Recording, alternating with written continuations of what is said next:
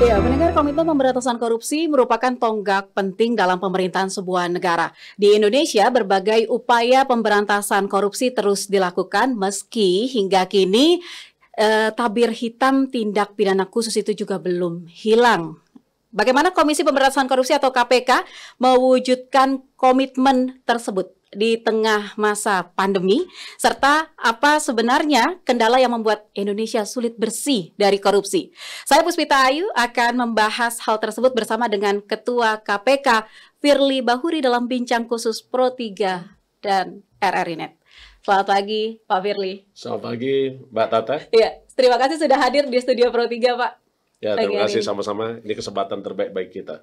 Pertama kali datang ke studio RRI ya, Pak Firly? Ya, untuk RRI Pusat baru pertama kali ini. Tapi saya pernah waktu di Palembang, di NTB, saya pernah. Iya, Pak. 1 Juni kemarin kita semua memperingati hari lahir Pancasila. Gitu. Sebagai Ketua KPK, saya langsung ingin menanyakan saja, apa makna hari lahir Pancasila ini untuk Bapak? Ya, kita memang memperingati secara tiap tahun melaksanakan peringatan hari lahirnya Pancasila. Dan saya pernah ikut hadir langsung tanggal 1 Juni 2013 di ND waktu itu. Iya. Peresmian monumen lahirnya Pancasila di ND. Ada beberapa hal yang kita maknai terkait dengan hari lahirnya Pancasila. Khusus untuk KPK, lahirnya Pancasila ini adalah bisa dimaknai bagaimana kita bisa memberantas korupsi dengan mengamalkan, dengan mengimplementasikan sila-sila dari Pancasila itu sendiri. Karena sesungguhnya kalau seluruh elemen masyarakat, penyelenggara negara, para birokrat mengamalkan dan mengimplementasikan nilai-nilai Pancasila, tentu korupsi ini tidak akan terjadi. Saya ambil contoh misalnya sila pertama. Sila pertama dari Pancasila, ketuhanan yang Maha Esa. Kalimat ketuhanan yang Maha Esa, kita mengakui bahwa ada dan kita yakin adanya Tuhan.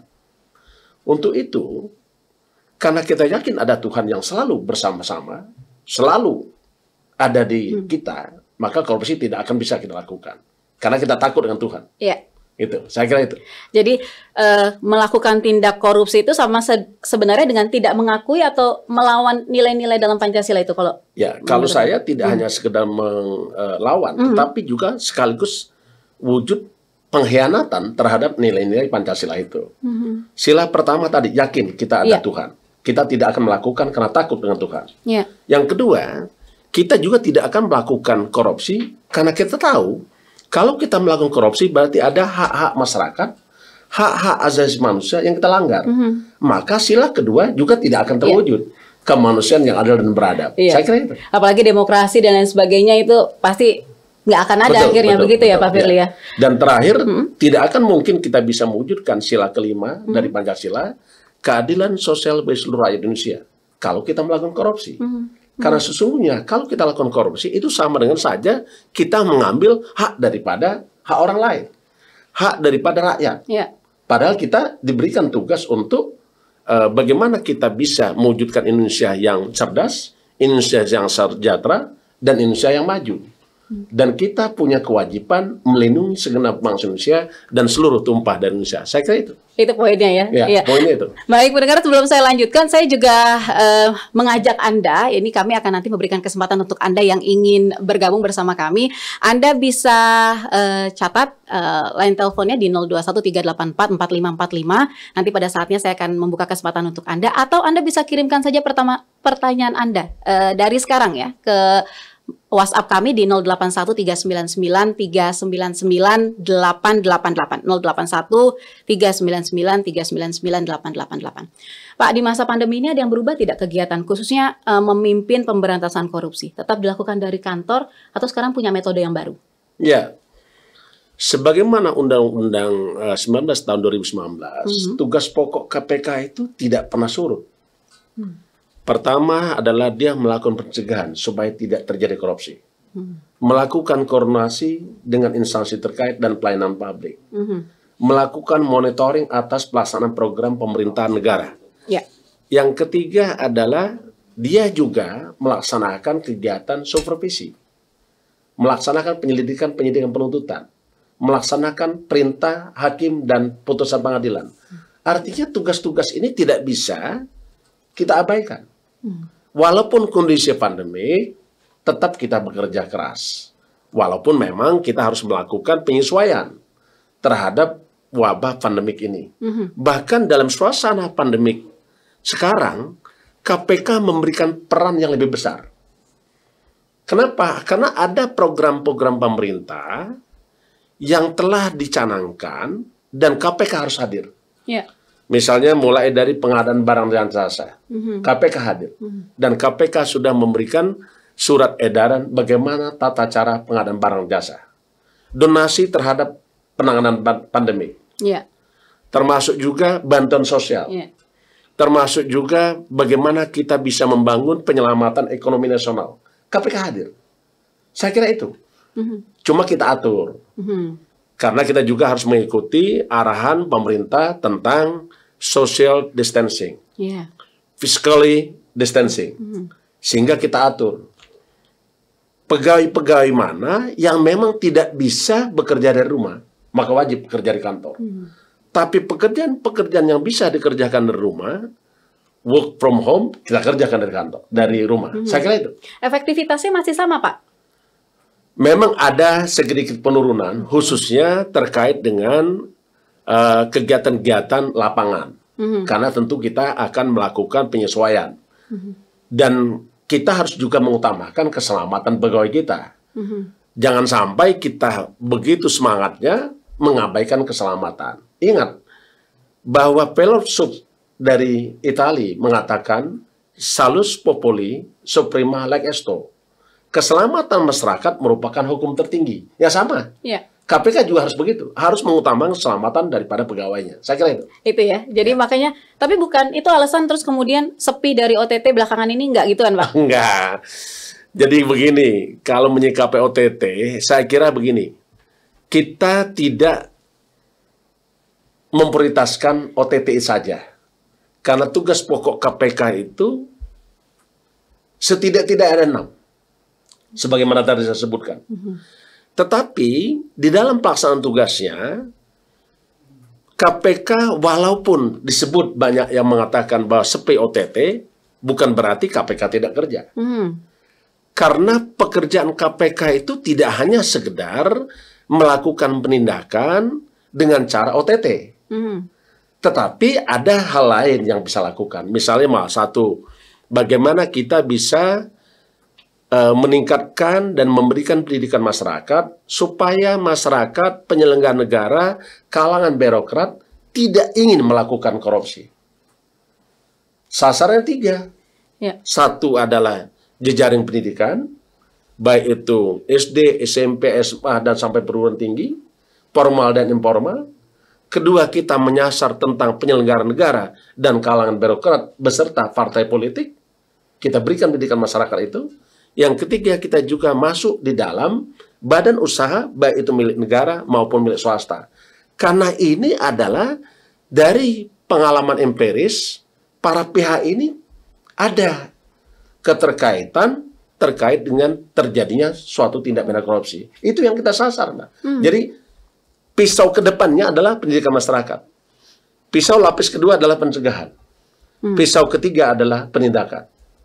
Pencegahan juga begitu. Bagaimana kita bisa melakukan upaya pencegahan supaya tidak ada peluang orang untuk melakukan korupsi. Jadi peluang yang kita hilangkan. Caranya apa? Karena kita tahu bahwa korupsi ini banyak faktor yang mempengaruhi. Misalkan itu. Meskipun mungkin buat sebagian besar masyarakat kita ini jadi satu hal yang ditunggu-tunggu karena kayaknya kalau udah OTT itu berarti udah satu lagi nih koruptor yang berhasil disingkirkan gitu. Gitu. Itu tetap tidak, kalau menurut Pak Firly bukan yang utama begitu ya, Pak ya? Bukan. Kita tidak ada mengatakan utama atau tidak utama. Pemberantasan korupsi itu adalah serangkaian tindakan yang dilakukan melalui pendidikan masyarakat, melalui pencegahan, melalui monitoring, penyelidikan, penyidikan, penuntutan, dan pelaksanaan putusan pengadilan. Untuk apa? Supaya dia bisa berhasil guna dan berdaya guna dalam rangka pemberantasan. Jadi kalau seandainya ada 6 tugas pokok, maka tidak boleh ada satu tugas pokok saja dikerjakan. Semuanya harus dilakukan secara simultan, bersinergi bersama-sama. Saya kira itu. Tapi emang sebenarnya gimana sih Pak Firly memandang OTT yang kerap dilakukan mungkin di era-era sebelum Bapak? Saya pernah bersama-sama di KPK tahun 2018. Dari data yang saya baca, pelaksanaan OTT terbanyak itu adalah tahun 2018. Kurang lebih sekitar 30 kali OTT. Dari 30 kali OTT itu, tidak kurang dari 22 kepala daerah. Dan ada kurang lebih 5 kalangan legislatif. Itu terjadi tahun 2018. Ada juga data lain, 2017 itu ada OTT kurang lebih ada 10. 2016 ada kurang lebih 6 atau 8. Jadi begitu, Mbak. Jadi kita lihat fluktuasi itu. Apa yang dilakukan OTT, para pelaku korupsi berupa pemberian dan penerimaan suap. Saya kira itu. Berarti sudah pas juga kalau OTT yang dulu-dulu itu dengan nyawanya, dengan semangatnya KPK? Kan strategi upaya langkah pemberantasan korupsi itu tidak bisa hanya satu. Harus dibarengi secara holistik dan integrasi. Saya kira itu. Baik. Nah, untuk Anda pendengar yang ingin bergabung bersama kami, saya undang Anda. Anda bisa hubungi kami di 0213844545, 0213866712, atau Anda bisa kirimkan saja pertanyaan Anda melalui WhatsApp kami di 081399399888. Saya sudah langsung menyapa pendengar yang bergabung, ada Pak Heri di Manado. Selamat pagi, Pak Heri. Selamat pagi menjelang siang. Iya, silakan Pak Heri. Waktu Manado ya. Selamat pagi, Pak Bahuri ya? Pak Firly Bahuri, Ketua KPK. Firly Bahuri, Ketua KPK, iya. Sudah dikenal, sudah sering. Jadi sebagai masyarakat kecil ya, saya ini mewakili juga mungkin yang banyak. Harapan pertama ini keterbukaan, transparan ini yang perlu. Agar supaya dukungan masyarakat itu kepada KPK itu akan pasti menambah kuat. Untuk keterbukaan sebagai masyarakat kecil, ingin tahu Pak, sudah 36 atau 37 yang sudah di SP3 kan apa-apa semua? Kalau boleh Pak itu dijelaskan kepada masyarakat. Terima kasih. Selamat pagi Pak Heri.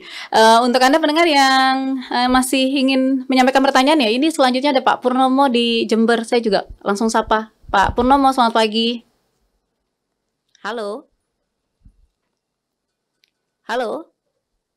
Oke, baik. Nanti Pak Purnomo bisa bergabung di kesempatan berikutnya. Tapi mungkin Pak Firly udah coret-coret nih kayaknya.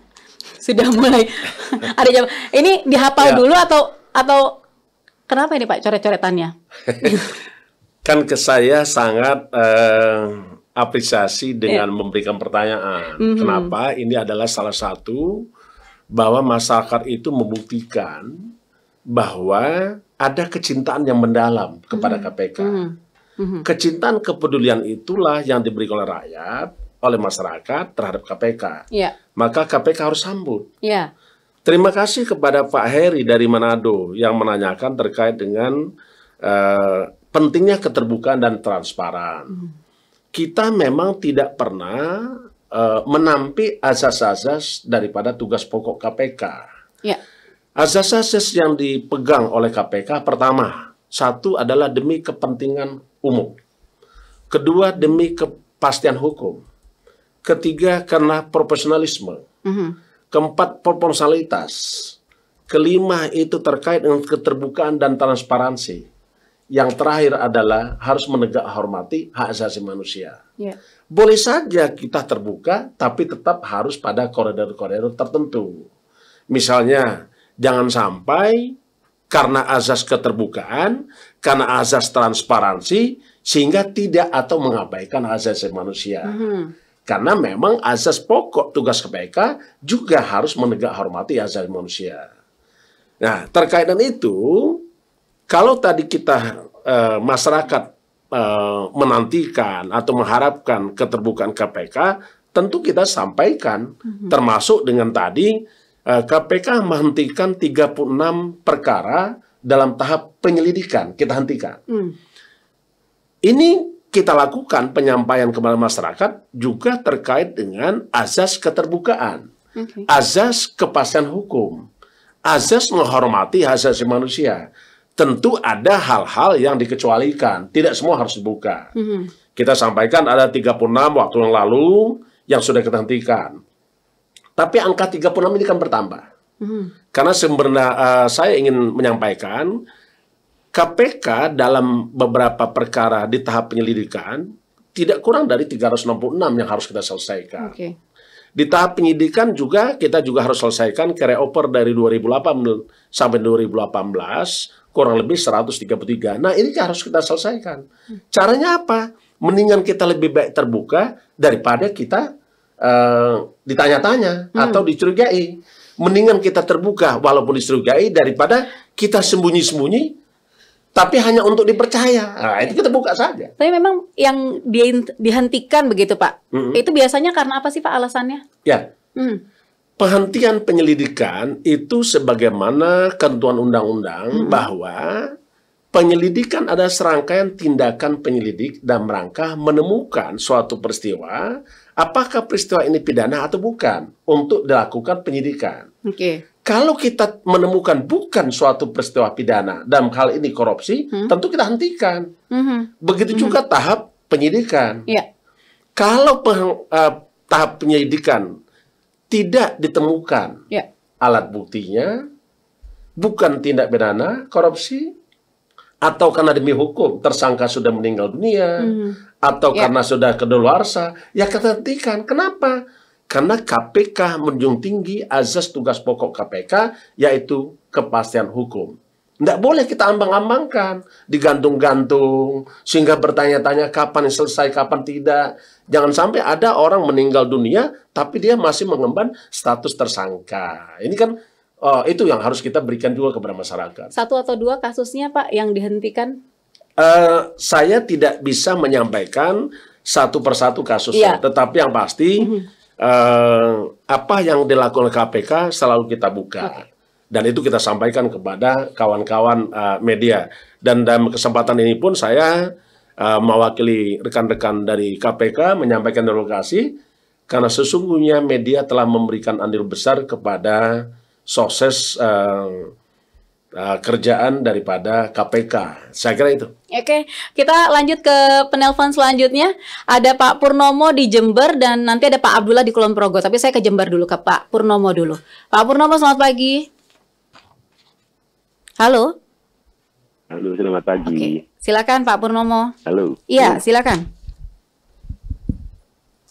Iya. Saya menyikapi masalah dana desa. Sekarang berhubungan dengan adanya corona, nah dana desa juga dilimpahkan ke dana desa gitu. Bagaimana cara menelitinya, jujur atau tidaknya gitu. Oke, baik. Terima kasih. Terima kasih Pak Purnomo. Pak Abdullah di Kulon Progo. Selamat pagi Pak Abdullah. Selamat pagi. Assalamualaikum Pak Firly Bahuri. Waalaikumsalam. Silakan Pak Abdullah. Semoga kita selalu berhati dengan Allah. Amin. Ini Pak, ini berlakunya Undang-Undang 19 tahun 2019 ini kelihatannya KPK ini sudah agak tercabut dari masyarakat ini. Dukungan tidak semasif yang dulu. Tapi menurut saya, dengan undang-undang ini sebenarnya kita bisa ya lebih meningkatkan lagi, terutama ini Pak, orang Indonesia itu kalau hanya diomongi, diberi sosialisasi, itu enggak mantap Pak. Harus tindakan keras, diiringi dengan sosialisasi yang masif dan pendidikan yang terstruktur Pak. Mulai dari SD, TK, SD sampai perguruan tinggi, begitu. Jadi apalagi sekarang ini yang lebih banyak korupsi kan para ini pejabat publik yang biaya politiknya tinggi Pak ini. Itu jadi kepala desa aja nggak cukup 500 juta sekarang. Baik Pak Abdullah, terima kasih Pak Abdullah, pertanyaannya sudah kami tangkap ini. Saya langsung kasih kesempatan Pak Firly menjawab Pak. Baik, terima kasih pecinta KPK dari Pak Purnomo Jember. Tadi disampaikan oleh Pak Purnomo terkait dengan dana desa. Sesungguhnya KPK sudah hadir sejak dana desa itu digulirkan. Caranya KPK sudah membuka aplikasi yang kita sebut dengan Jaga. Melalui program Jaga, masyarakat diminta untuk memberikan peran serta, memberikan satu informasi terkait dengan pelaksanaan dana desa tersebut. Bahkan sekarang aplikasi ini kita kembangkan menjadi Jaga Bansos. Kenapa? Karena program Bansos yang digelontorkan oleh pemerintah dalam hal ini adalah Kementerian Kesehatan itu menyasar untuk 9 juta KK seluruh Indonesia dan 1,9 juta untuk warga Jabodetabek. Yeah. Di Jakarta dan Bogor, Tangerang, Bekasi, Depok itu berupa bantuan sosial berupa natura. Sementara di luar Jabodetabek berupa uang tunai Rp600.000 per kakak per bulan untuk selama 3 bulan mulai dari dengan April, Mei, Juni. Nah, selanjutnya KPK paham bahwa program ini bisa sukses kalau seluruh masyarakat memberikan partisipasi. Nah, untuk itu KPK membuka program yang namanya Jaga Bansos. Bisa masuk di App Play Store dengan Android, nanti ambil masuk di jaga.id.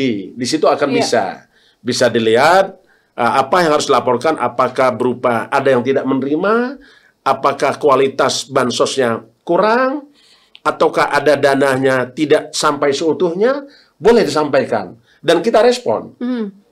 Mekanisme responnya, seluruh laporan masyarakat itu kita tindak lanjuti dengan bekerja sama inspektorat daerah, baik provinsi, kabupaten, kota, dan juga perwakilan BPKP yang ada di tempat. Jadi saya kira itu yang untuk Bapak Purnomo.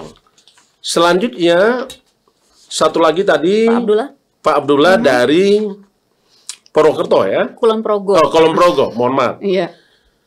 KPK sampai hari ini rohnya tidak berubah. Karena semangat pemberantasan korupsi itu sudah melekat kepada komitmen seluruh rakyat Indonesia, seluruh elemen bangsa, dan rangka pemberantasan korupsi. Undang-Undang 19 tahun 2019, perubahan atas Undang-Undang 30 tahun 2002, itu tidak ada perubahan yang signifikan. Terutamanya tentang tugas pokok.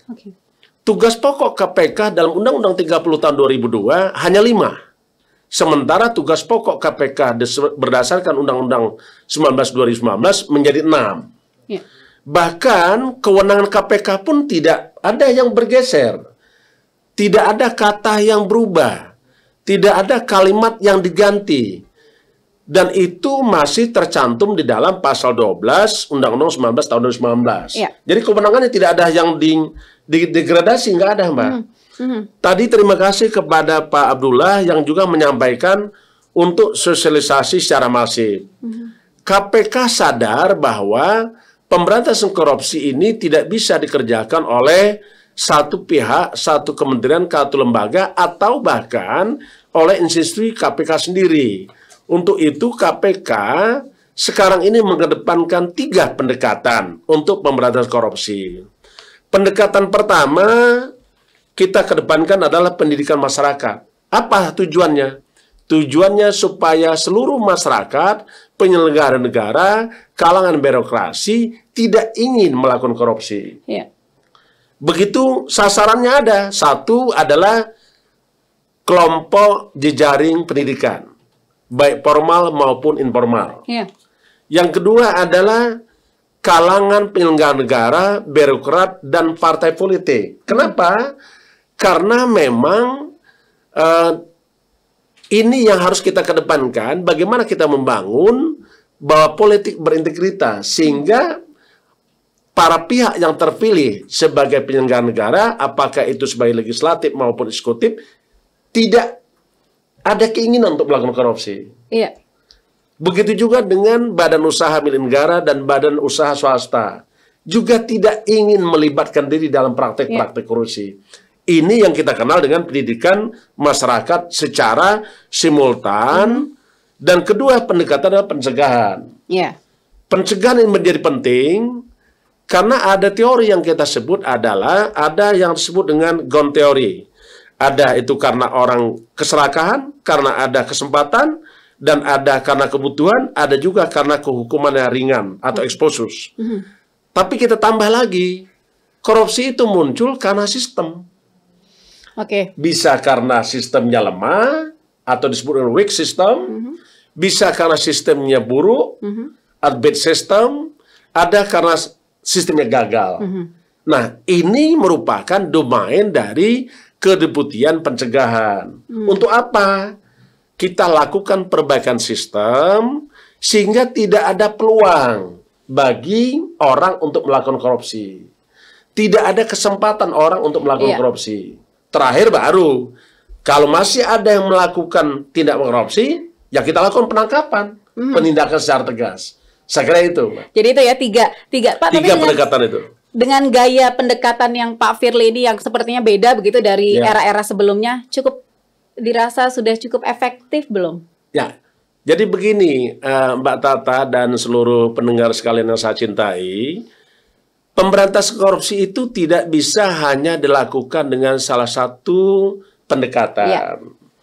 Bisa saja penindakan mendahului, pencegahannya belakangan, pendidikan belakangan. Tapi bisa juga sekarang kita kedepankan pendidikan masyarakat, diikuti pencegahan, diikuti penindakan. Tapi bisa juga kita kolaborasi antara pencegahan dan penindakan. Tentu ini sangat fleksibel supaya pemberantasan korupsi menjadi efektif.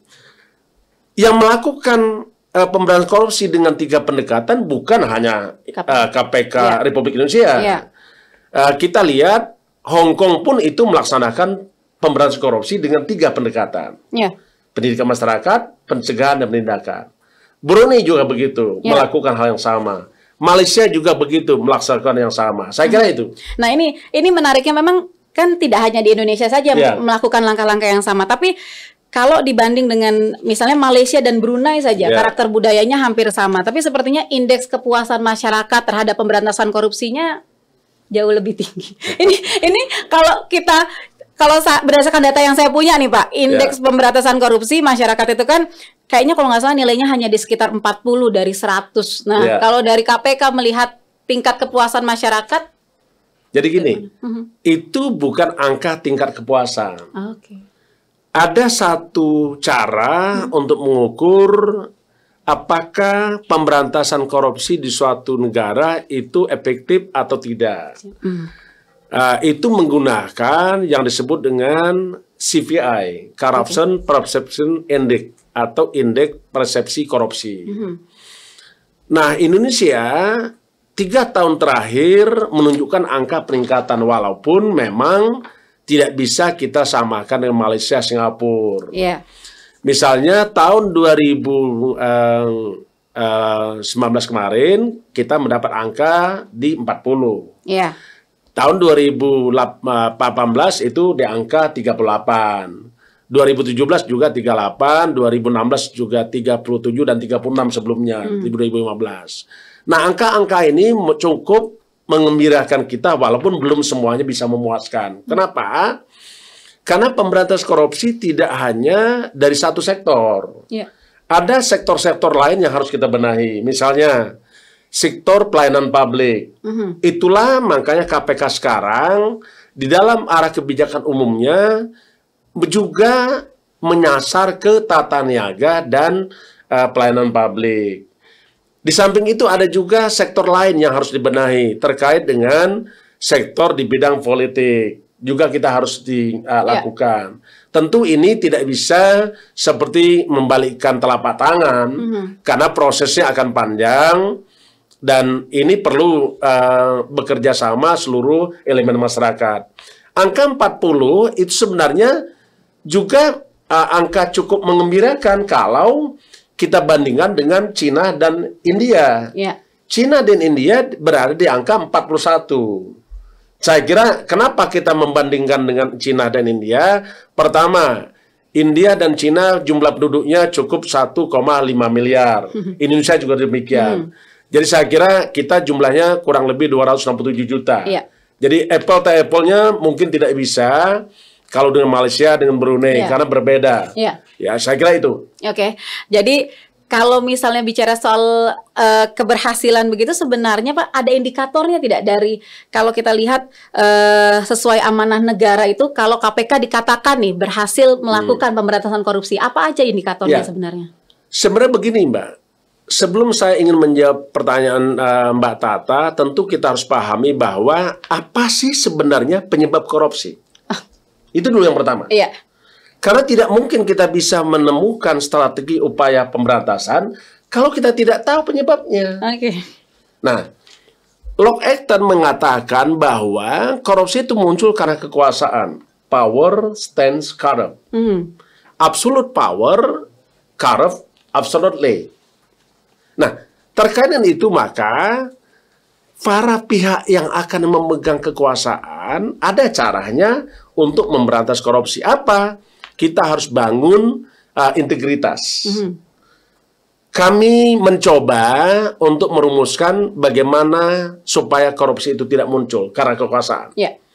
Ada rumusnya, korupsi itu sama dengan adanya kekuasaan dan kesempatan. Corruption equal to power plus opportunity. Nah, bagaimana supaya memberantas korupsi? Ada satu lagi indikatornya, yaitu corruption equal to power plus opportunity minus integrity. Artinya, korupsi itu muncul karena ada kekuasaan, ada kesempatan, dan minimnya integritas. Caranya saya naikkan integritas. Makanya kita ada program namanya pendidikan masyarakat terkait dengan politik integritas. Penyelenggaraan negara kita lakukan pemberian pemahaman tentang apa itu korupsi, bagaimana supaya tidak terjadi, supaya tidak terlibat dengan korupsi, saya kira itu. Jadi sebenarnya buat Pak Firly itu kalau OTT bukan berhasil, tapi justru itu malah gagal ya Pak sebenarnya. Menunjukkan bahwa ada yang gagal. Sukses di dalam penindakan. Tapi gagal di dalam pencegahan. Gagal di dalam pendidikan masyarakat.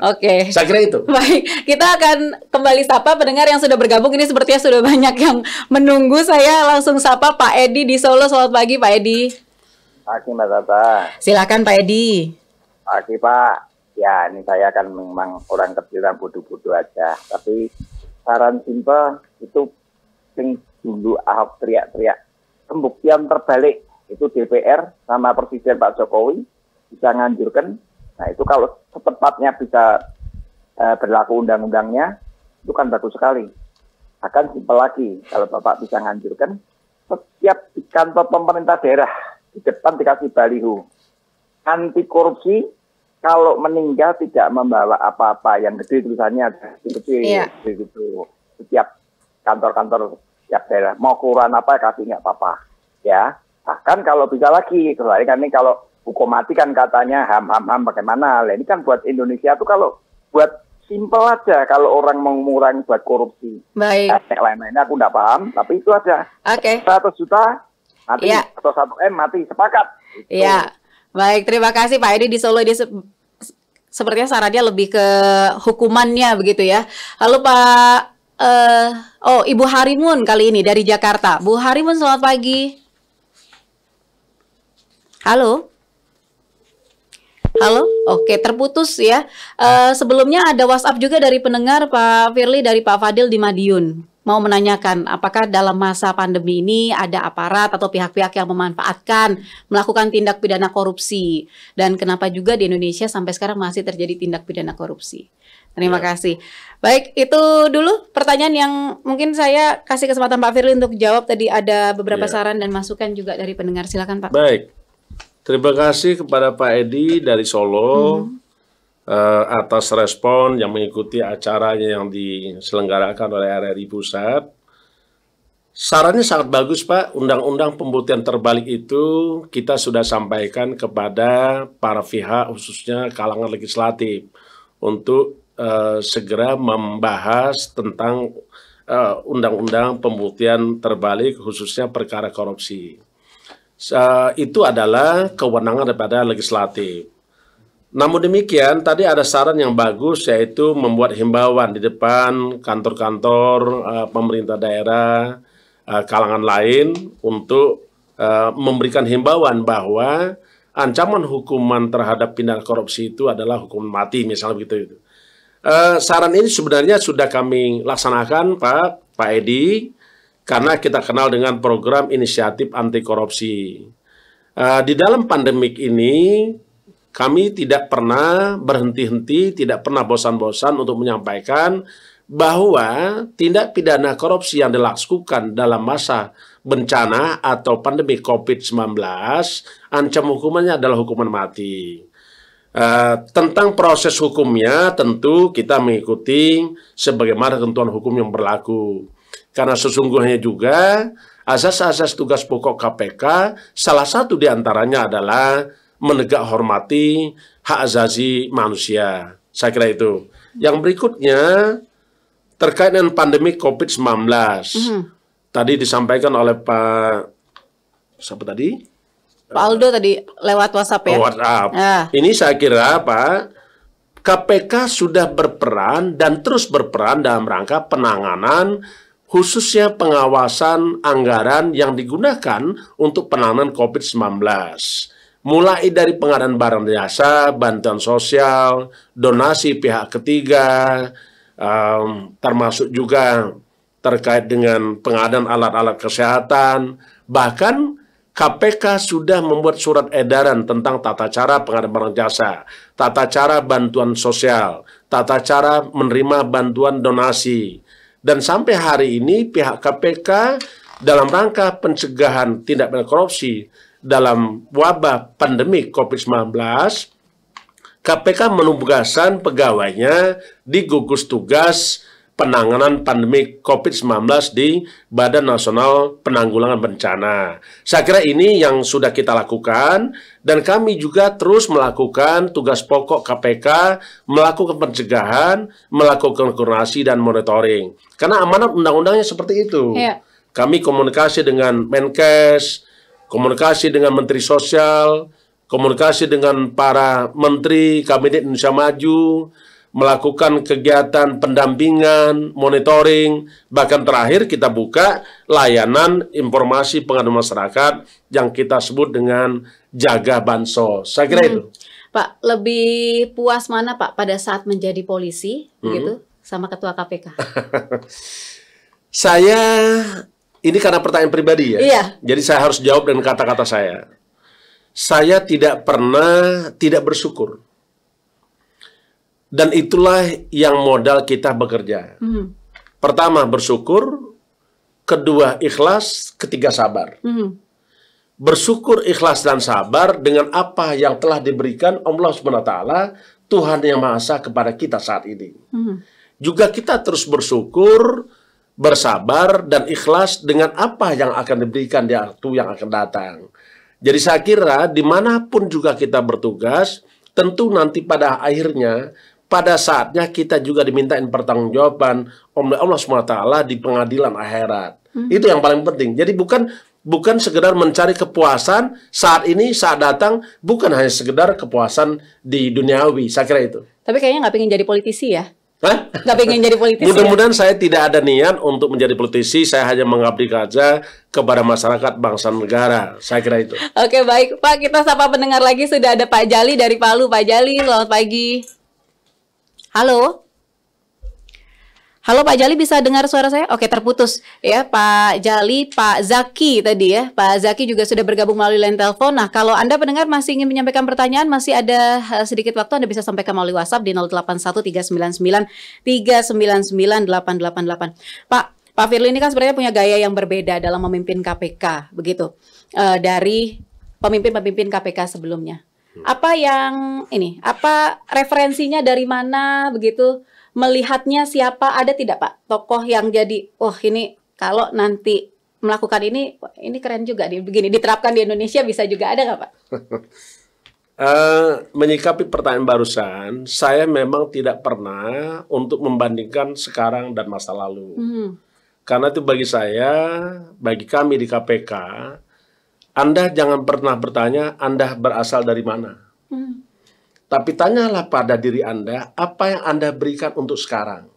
Dan apa yang Anda berikan untuk masa depan bangsa. Saya itu poin yang pertama yang paling penting. Yang kedua adalah, tentu tidak elok, tidak pas kalau kita membandingkan antara lalu dan sekarang. Karena memang situasinya berbeda, tantangannya berbeda. Lalu tidak ada pandemi COVID, sekarang ada pandemi COVID. Yang lalu ada pilkada, sekarang tidak ada pilkada karena ditunda. Yang lalu juga tentang interaksi sosial sangat banyak, sementara berkurang karena ada pembatasan social distancing maupun physically distancing. Jadi tentu tidak elok. Tetapi yang paling garis di bawahnya adalah apa yang kita capai sekarang tentu tidak pernah lepas dari masa lalu. Apakah itu prestasi, apakah kondisinya, situasinya, itu pasti berpengaruh dan dipengaruhi oleh masa lalu dan masa sekarang dan yang akan datang. Tapi poin penting adalah jangan pernah berpikir tentang masa lalu. Jadikan masa lalu sebagai perjuangan untuk hari ini dan jadikan hari ini untuk meraih sukses masa depan. Saya kira itu. Itu ya. Berarti Bapak kayaknya masih suka bikin sajak ya, Pak? Sampai sekarang. Alhamdulillah saya kalau ditanya tentang membuat sajak, tentu ini adalah energi. Sajak itu adalah cerminan pengejawantahan dari perasaan, olah pikir, olah hati. Karena tidak akan mungkin kita bisa menulis suatu kata tanpa ada semangat hati dan pikiran. Saya kira itu. Baik Pak, ini terakhir. Apa yang kemudian dijanjikan oleh Bapak selaku pimpinan KPK terkait dengan pemberantasan korupsi di Indonesia kepada masyarakat, kepada publik? Silakan. Sebagaimana yang kami sampaikan bahwa KPK dalam masa kini dan masa depan, tekadnya satu adalah bersama masyarakat untuk mewujudkan KPK yang profesional, KPK yang andal, KPK yang berintegritas dan rangka mewujudkan Indonesia yang maju, bebas dari korupsi. Itu satu. Nah, terkait dengan itu, maka kita ingin bercita-cita, kita ingin mewujudkan Indonesia betul-betul bebas dari korupsi. Bahasanya begini, saya selalu bikin pantun. Padi ditumbuk menjadi beras. Beras dimasak menjadi nasi. Mari seluruh rakyat Indonesia membangun integritas, karena integritas bisa membebaskan NKRI dari praktik-praktik korupsi. Oke, baik, terima kasih Pak Firly. Ini mudah-mudahan diingat ya oleh pendengar, karena ini jadi closing statement juga. Jadi pendengar jangan lupa bahwa pemberantasan korupsi itu tugasnya tidak hanya ada di KPK, tapi juga tugas kita semua, khususnya untuk membangun integritas terus-menerus, begitu Pak Firly ya. Terima kasih Pak Firly sudah hadir di studio Pro 3 RRI. Terima kasih Mbak Tata, terima kasih kepada seluruh pemirsa RRI yang tercinta dimanapun berada.